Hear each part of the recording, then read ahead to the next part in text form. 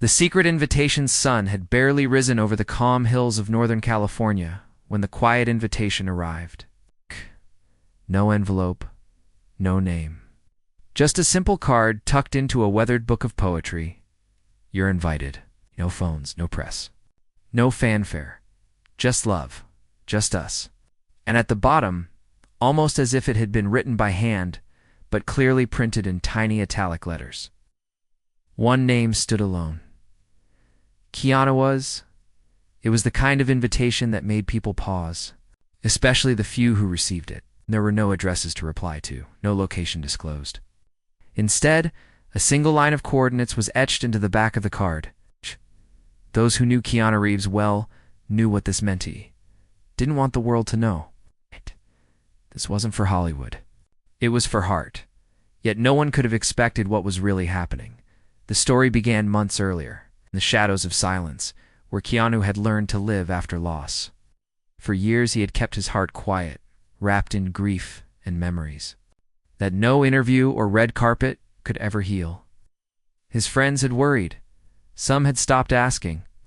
They knew better than to pry into a man who gave the world so much, yet asked for so little. But something had. It started with a woman named Maya, not an actress, not a model. She was a nurse he'd met during a visit to a small hospital outside of San Diego. He wasn't there for publicity. He'd come quietly, visiting a young fan who had survived a terrible accident and requested to meet him. Maya had been the nurse on duty that day. She didn't know who he was, not really. She only knew he was gentle, soft-spoken. And he sat beside that boy for 3 hours. Holding his hand, asking him about his favorite video game, Maya had brought him a cup of tea. Nothing fancy, it's just warm water, some leaves, and honey stirred with a spoon. She placed it in his hand and said, "You look tired. Drink this. It helps." He smiled. Not his movie smile. A real one. Tired. Grateful. "Thank you," he had whispered. "No one said that to me today." The next time he visited, the boy had gone home, but Keanu returned anyway, not for a photo, not for press. He came back to see Maya. It began with small things. Long talks in the garden. Walks after her. Shift laughter over cheap sandwiches in the cafeteria. Maya didn't ask about Hollywood. She asked about his mother, his childhood, his fears. And in return, he listened. Really listened. About her brother who served in the Navy, her father who raised her alone after her mother died, about the nights she worked doubles and still came home to care for her aging dog. She was, in every way, the kind of person the world didn't see. And Keanu Reeves saw her, but he didn't tell anyone, not his agent, not his co-stars, not even his closest friend. It was too real, too delicate. He knew the world had a way of turning love into headlines, and he didn't want that. It was his son Elijah who noticed first. A young man in his early 20s, Elijah had grown up in the quiet corners of Keanu's world away from cameras and noise. They were close, bonded by shared loss and long silences. "You're different, Dad," he had said one evening while they were watching the sunset from the rooftop. Keanu looked at him, surprised. "How?" Elijah smiled. "You breathe easier? Your eyes don't carry so much weight anymore? Like you're not alone in there." He was right. Keanu wasn't alone anymore. He had Maya. But he still hadn't told Elijah. Not yet. Not until he was sure. And then one evening, after a small candlelit dinner on Maya's porch, where the night smelled of orange blossoms and warm bread, he knelt beside her, not with a diamond, but with a poem, written by hand, folded carefully. And in it, he wrote, "I've played 100 roles, worn 100 faces, but with you, I'm just a man. Will you walk beside me, quietly, always?" She said yes, not loudly, not dramatically, just yes, with tears in her eyes and her hand. In his the wedding would not be public. It would not be big. It would be sacred. Only 12 people received the invitation. No plus ones. No photographers. Just family. Real friends. And Elijah. When Elijah opened his card, he sat in stunned silence for a long time. Then, slowly, tears filled his eyes. He looked at the book of poetry the card had been hidden inside. It was one Keanu had read to him as a child when life was harder and bedtime stories had to be whispered between hospital visits and heartbreak. He whispered aloud, "He's finally healing." But what Elijah would later say at the ceremony would do more than honor his father. It would change the way everyone saw love, and that moment would leave the entire gathering in silent, emotional awe. The day arrived quietly. The ceremony took place on a cliffside, where the sea met the sky and the wind carried only the sound of waves and whispered prayers. No decorations, no altar. Just a simple arch made from driftwood and 2 chairs that faced the ocean. Maya wore a simple white dress, no jewels, no veil. Her hair was tied in a loose braid that danced in the breeze. She held no bouquets, just a feather she had found that morning, resting on the windowsill. Keanu wore a dark suit, no tie. His shoes were old, comfortable. He stood with his hands behind his back, waiting not as a celebrity, not as a man performing, but as someone simply ready to be whole. As guests took their seats, a stillness fell over the space. Birds paused mid-flight. Even the waves seemed to hush. Then Elijah stood.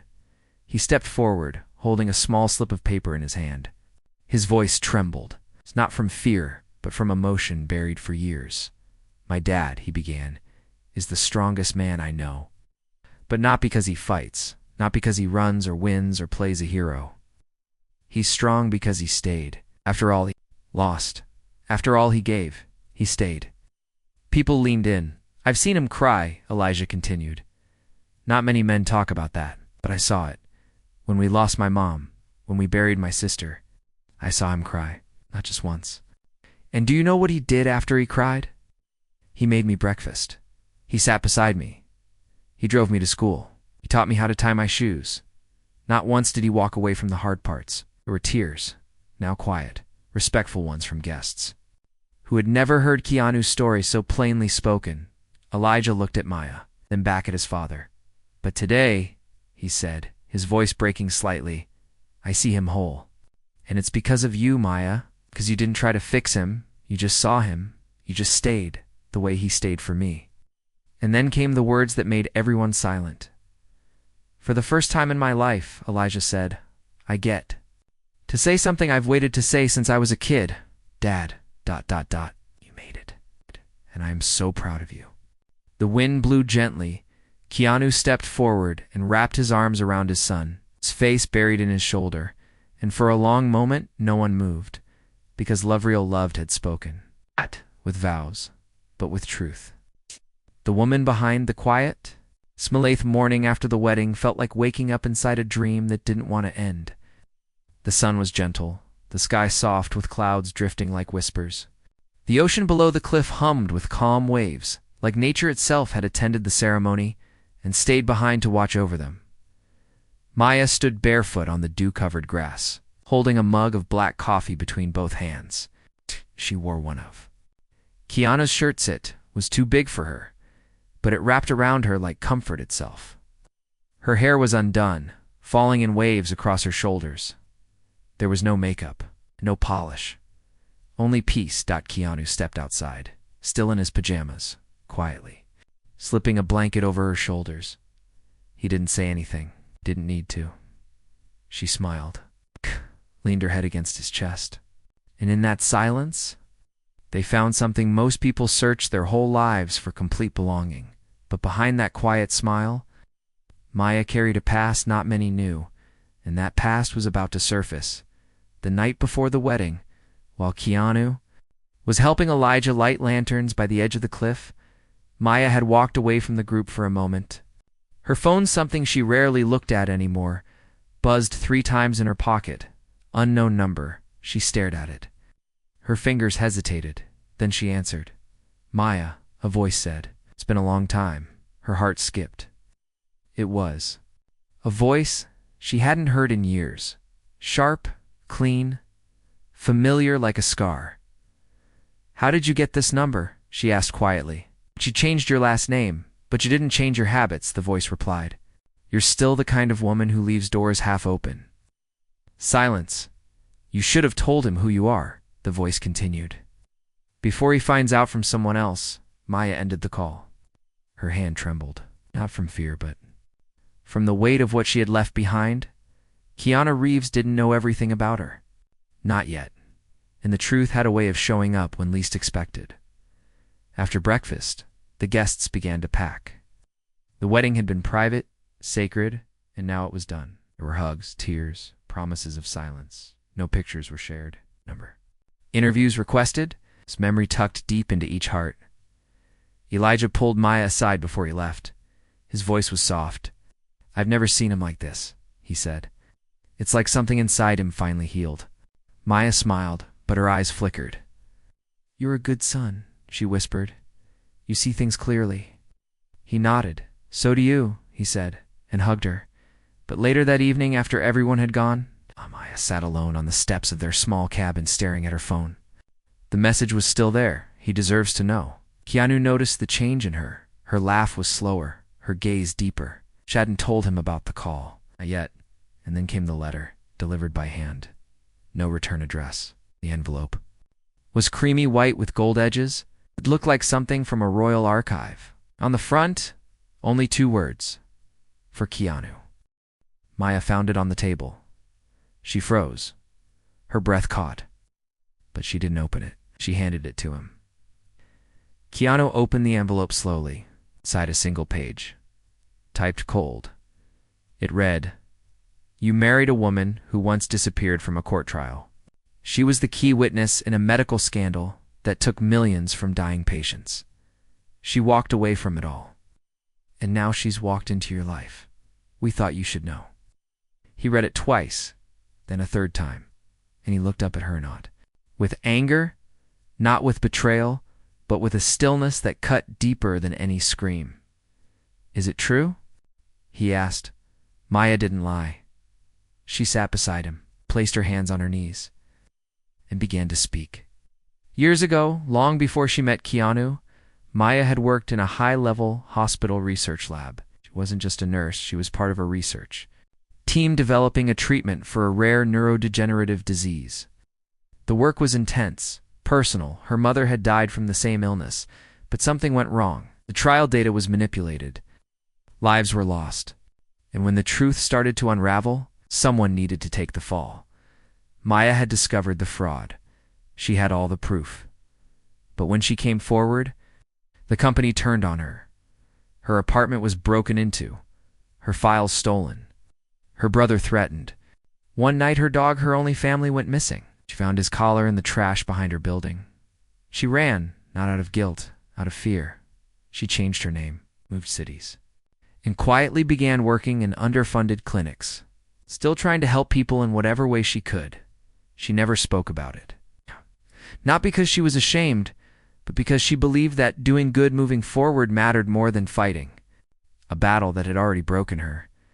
Until now, Keanu sat in silence, his fingers laced together. He didn't speak, just listened. When Maya finished, her eyes were red, but her voice didn't shake.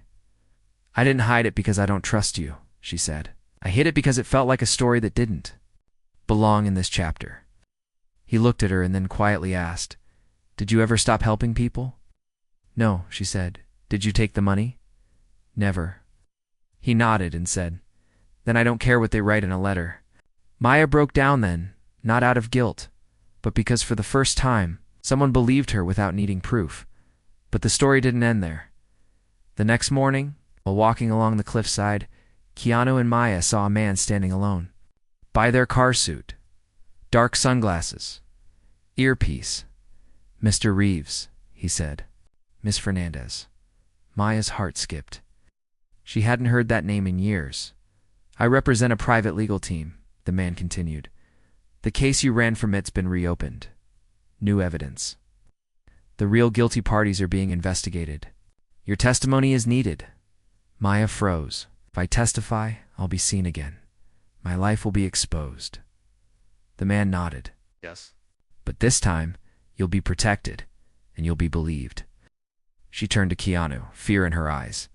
"Do I have to do this?" He held her hand. "No," he said, "but you're not running anymore."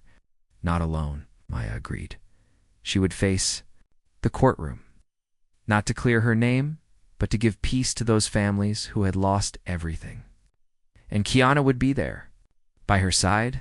This wasn't just a marriage built on love, it was built on truth, and now the world would see it. But what happened next inside that courtroom would take everyone by surprise. Not because of the testimony, but because of someone unexpected walking in, someone who was supposed to be gone forever. Asterisk, the ghost from the Gallerith courtroom was cold, to clean, to bright. Like it had been designed to make you feel small. Maya sat at the front, dressed in soft beige, her hands folded tightly in her lap. Her eyes were steady, but Keanu could see the storm inside them. The soft hum of legal chatter filled the room as lawyers adjusted microphones, shuffled papers, and made meaningless small talk before the storm began. Keanu sat directly behind her, not in the celebrity row, not shielded by cameras or guards. Just him, a husband, a silent support. A presence that said more than any words. Outside the building, reporters swarmed like insects. The story had leaked. Keanu Reeves' new wife steps into court to face buried scandal.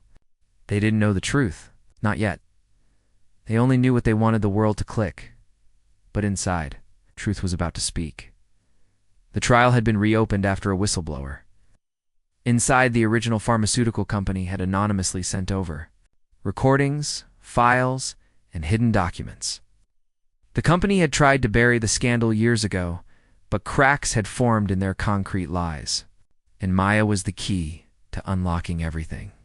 Her testimony was scheduled for the second day, but the first day held a surprise no one expected. As the judge walked in and the room stood, Maya closed her eyes briefly. Her breath trembled. The prosecution began with opening statements. The lawyer, a woman named Lena, was sharp, professional, and direct. She didn't embellish. She didn't dramatize. She simply said, "We're here because the truth was buried. Lives were lost. And one woman walked away not because she was guilty, but because the system failed to protect her." Maya stared at her, shocked. She hadn't expected support. Not like that. The defense lawyer, of course, painted a different story.com/logical, filled with doubt. They called Maya unreliable, questioned her memory. They suggested her sudden disappearance was more than fear, it was guilt. And then, halfway through the first day, the judge announced a recess. Maya stood, walking slowly out of the courtroom into a quiet hallway where Keanu waited. He offered her water, his hand gently brushing against hers. "You're doing amazing," he said. She gave him a tight smile. "I haven't even spoken yet. You're still doing amazing." But as they stood there in that quiet moment, a voice called from behind Maya. She turned and dropped the cup. Standing at the end of the hall was a man, older now, his hair gray at the temples, a deep scar on his chin. He wore a dark suit and a badge clipped to his belt. "Her brother? Diego, you're supposed to be." Her voice cracked. He said, "I know," he replied, walking forward slowly. He said, "I was gone. Years ago, when Maya had first discovered the fraud, Diego had warned her.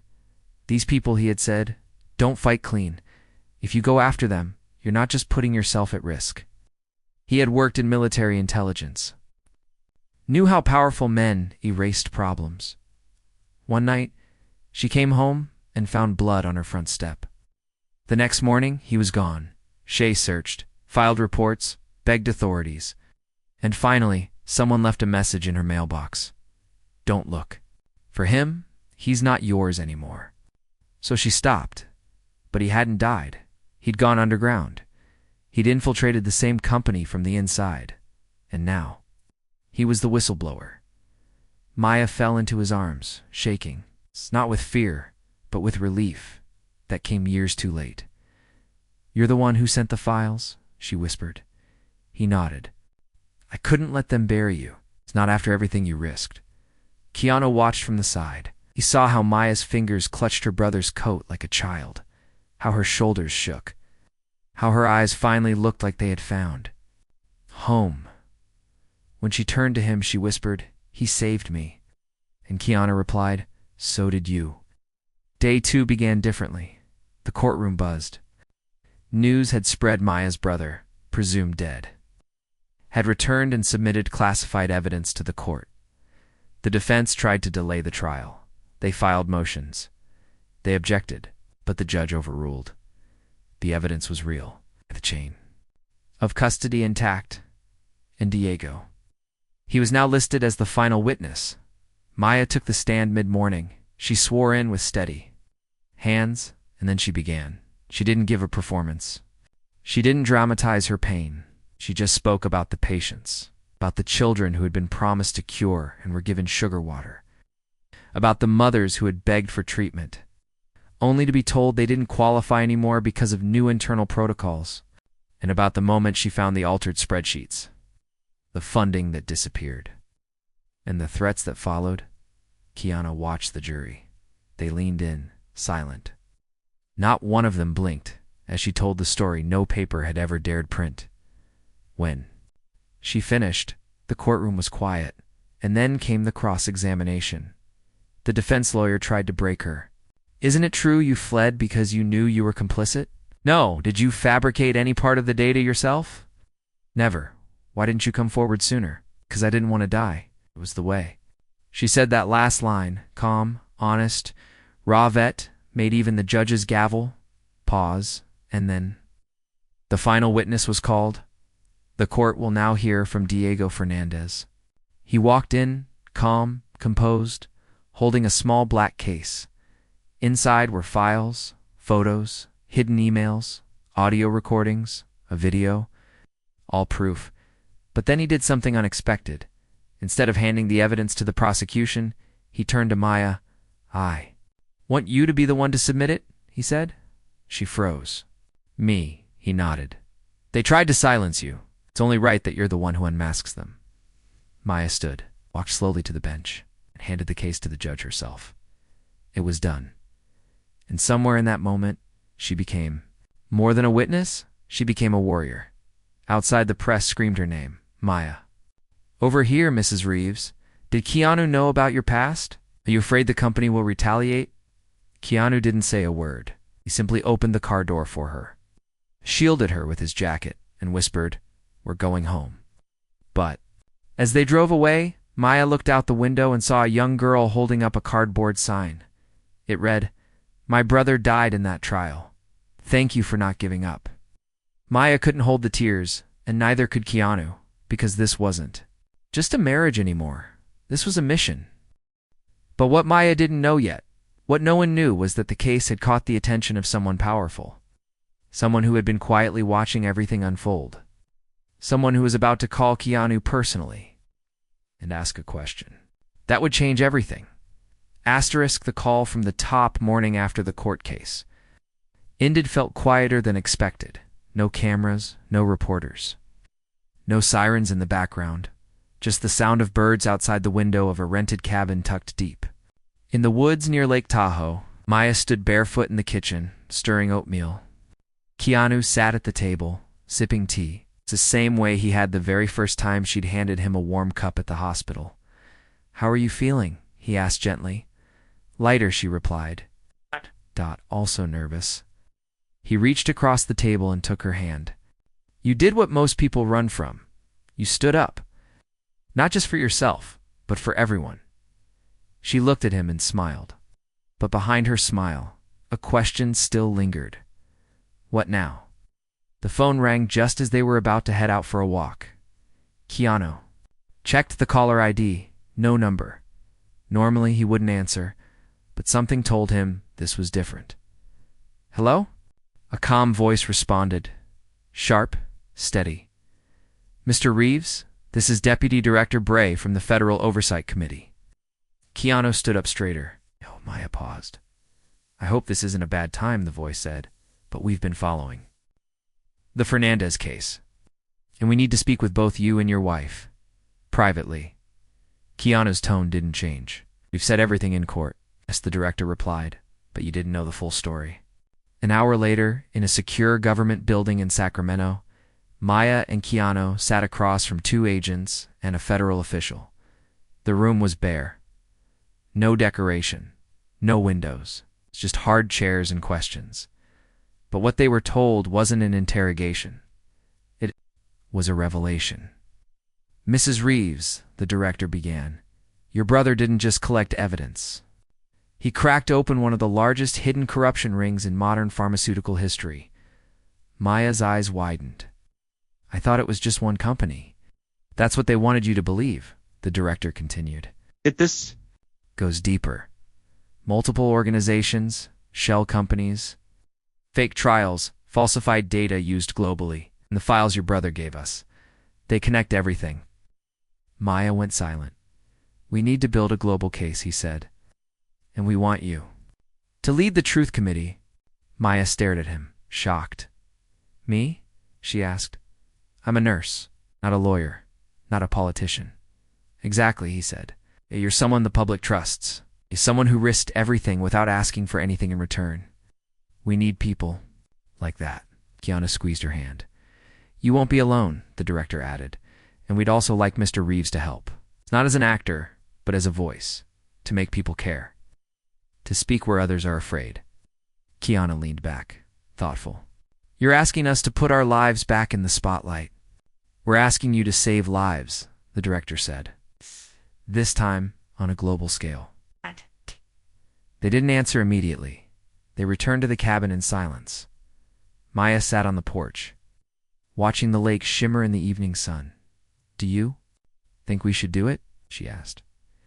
Keanu didn't reply right away. He looked at her, really looked at her, the woman who once stood in the shadows afraid to be seen. Maya, he said quietly, you've already started something no one else could.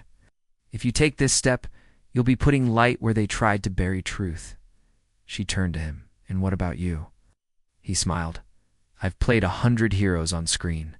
Maybe it's time to be one off screen. They held hands in silence and decided. The press found out within a week. Keanu Reeves and wife take on global corruption ring, real-life justice warriors. Social media exploded. Some praised, others doubted. Conspiracy theorists had their fun, but through the noise. Something unexpected happened. People started listening. Patients from around the world sent letters. Doctors who had been silenced reached out. Families who had lost loved ones offered support. And one letter changed everything. It came from a woman named Julie in Oregon. She had lost her daughter in a failed trial 5 years ago. The company had blamed her genetics. It's called it unpredictable. Complications. But now, after the Fernandez case, Julie realized it was all part of the same fraud. Her letter was short, handwritten. They called her a number. It reminded the world she was a name. Thank you, Maya cried, reading it. Keanu framed it and hung it above their door. Within a month, Maya was sitting in front of world leaders, telling her story not with pride, but with purpose. Keanu stood at her side during press conferences, not for photos, not for attention, just to remind her she wasn't standing alone. And then came the biggest moment yet. A global health conference in Geneva, cameras, world media, hundreds of officials. It was her first international speech. Maya stood on stage, trembling. She looked out into the sea of people, and then saw one face in the front row, Elijah. He had flown in secretly, on his own, just to be there. When Maya saw him, her fear melted. And she began. I'm not a hero, she said. I'm not a politician or a scientist. I'm just someone who saw something wrong and decided silence wasn't an option anymore. The room listened. They tried to erase me. Erase my brother. Erase the truth. But truth has a heartbeat. And it doesn't stop just because people try to silence it. She paused, then said something unexpected. But I didn't come this far because I was brave. I came this far because someone saw me, loved me, and reminded me that hiding isn't living. Her eyes found Keanu. He smiled, proud and silent. The room stood. Not out of obligation, but because something inside them shifted. They didn't see a nurse anymore. They saw a voice the world had ignored until now. Later that night, in their hotel room, Maya looked at Keanu and asked, Did you ever imagine this? Life? He laughed softly. No, but I didn't imagine you either. She sat beside him and whispered, What if this all fades again? What if the world forgets? He touched her face gently. Then we'll remind them. One story at a time. Right. As she lay down to rest, her phone buzzed quietly. A message from a name she didn't recognize. I was inside the system. I have more, but they're watching me. Can you protect me? Maya stared at it.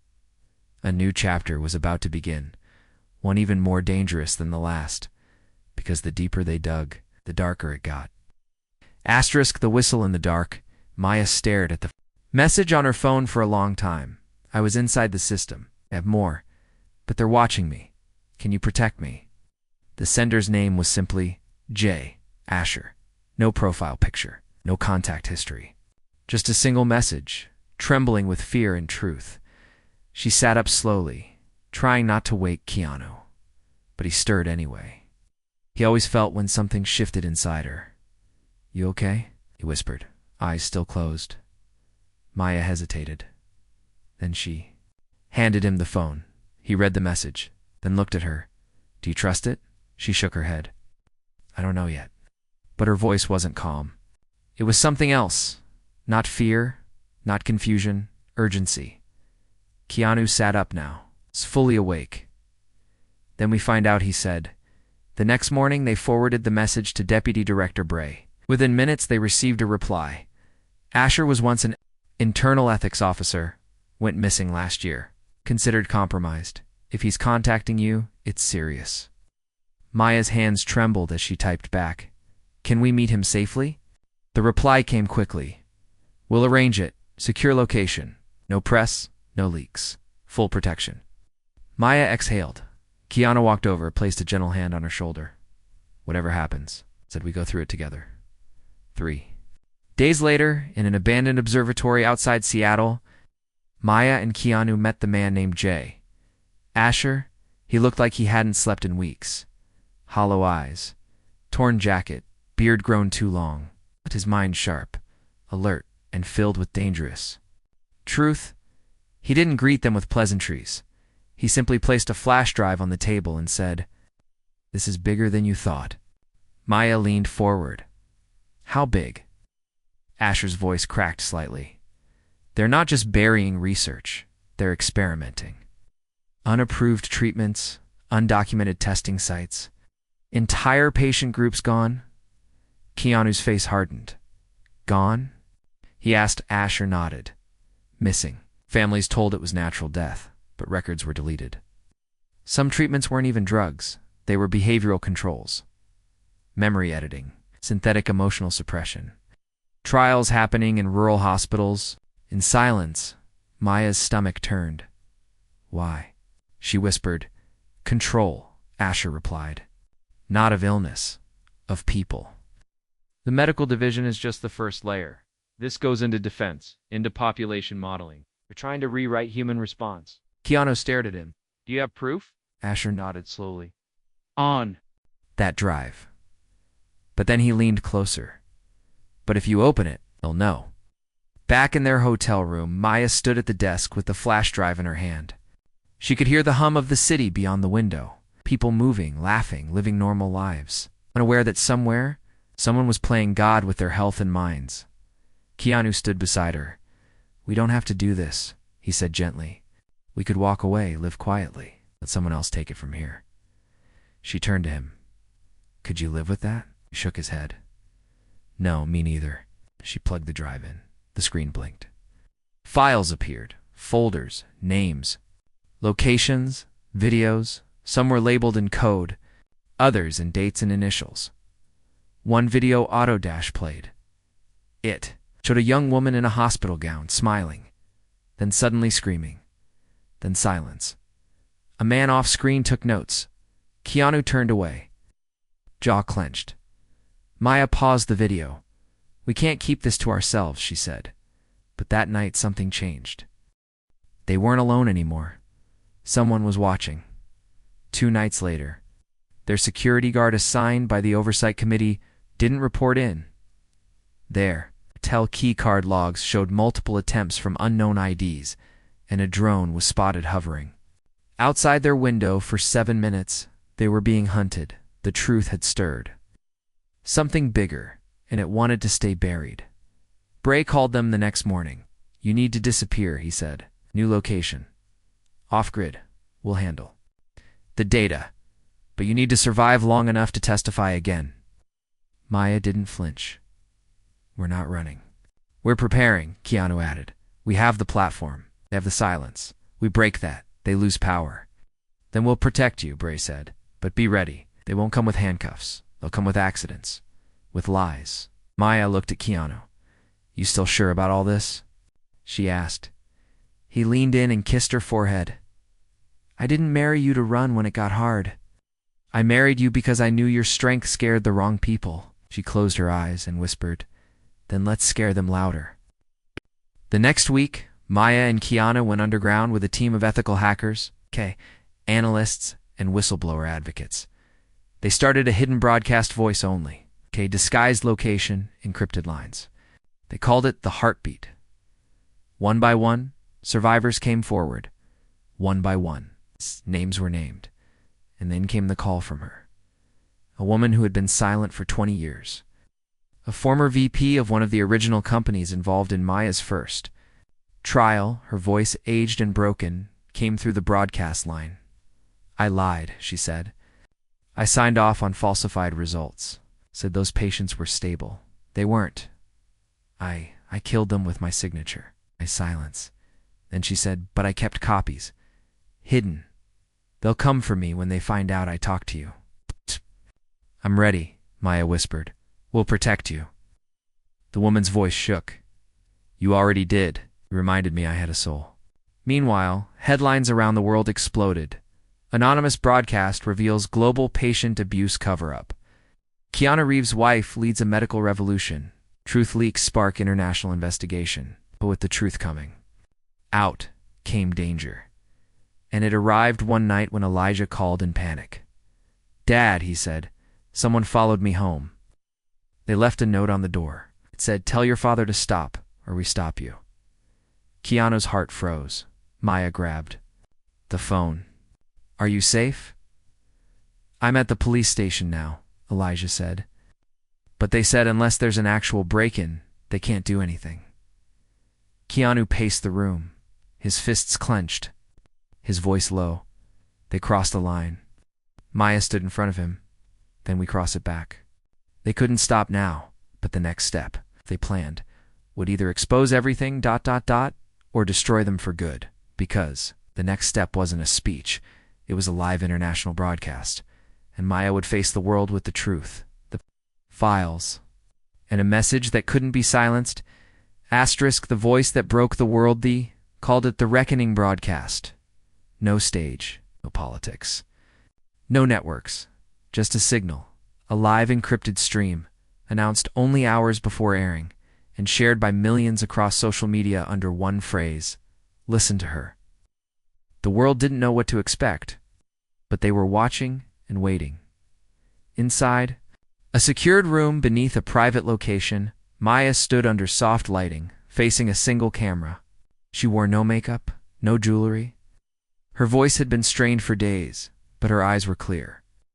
Behind her, Keanu stood silently, not as a celebrity, but as her shield. Beside them were encrypted files, testimonies, videos, and live evidence. Ready to be streamed one by one, Bray's voice crackled in her ear. "Feed is live in 3, 2, 1. And then Maya spoke. "My name is Maya Fernandez Reeves. I am a nurse, a daughter, a sister, a wife, and I am a witness." It was quiet but steady. The stream went silent. Thousands, then millions, leaned in. I witnessed a company bury patients beneath fake trials. I witnessed researchers erase truth in exchange for profit. I was threatened, hunted, nearly erased, and I stayed silent for too long. She paused. But silence doesn't save lives. It buries them. Her hand rested on the files beside her. Today we are releasing the documents. The names, the treatments, the victims, everything they tried to hide. And I asked not for sympathy, but for action. Keanu stepped forward and placed a flash. "Drive onto the desk." Maya looked at the camera. "This isn't about medicine anymore. This is about humanity. And then she said the words that would echo across the world.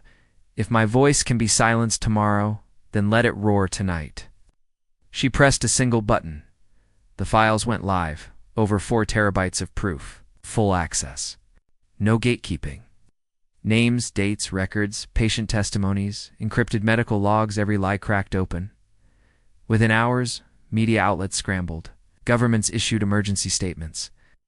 Some tried to deny, others demanded investigations. But it was too late. Truth had already reached the people. The aftermath was chaos and clarity. 3 CEOs were arrested within 72 hours, 2 resigned. Over 40 employees turned themselves in, families who had been denied answers for years were finally heard. Hospitals in 3 countries began internal investigations, and Maya, she didn't hide, she stood firm. A week later, the UN invited her to speak. She refused the spotlight, but agreed to speak only if survivors and whistleblowers could speak before her. They did. One by one, voices that had been hidden for years finally found a stage. When it was Maya's turn, she said something unexpected.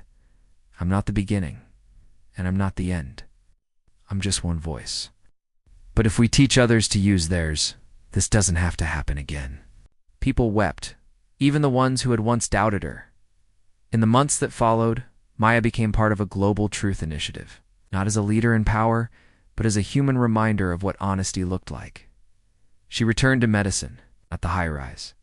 Research labs but the community clinics, the small places where healing mattered more than headlines, and Keanu. He stood beside her every step of the way. No red carpets, no interviews, just presence. And every once in a while, when the world felt too loud, they would return to the cabin by the lake. No phones, no cameras. Just silence, the way it all began. 1 afternoon, while Elijah visited, they sat on the porch watching the sky shift into gold. Maya held Keanu's hand. Elijah leaned against the rail with a book. You know, Elijah said, most weddings are remembered for the cake, the speeches, the flowers. Maya smiled. Ours was remembered for a courtroom, a scandal, and a global reckoning. He grinned, and a son who cried in public. Keanu laughed softly. You made the whole world cry with what you said. Elijah grew quiet, then looked at both of them. Truth is, I wasn't just proud you got married. I was proud that when you did, you stood together. Not just for each other, but for all of us. Maya's eyes softened. That's what love is, isn't it? Not just about holding hands, but about holding each other up. Keanu looked at her and whispered, You held me up first. And in that moment, with no audience, no camera, and no storm, they finally rested. Not because the world was perfect now, but because they knew they had done their part, and because love doesn't ask for applause. It just keeps showing up quietly, boldly, forever.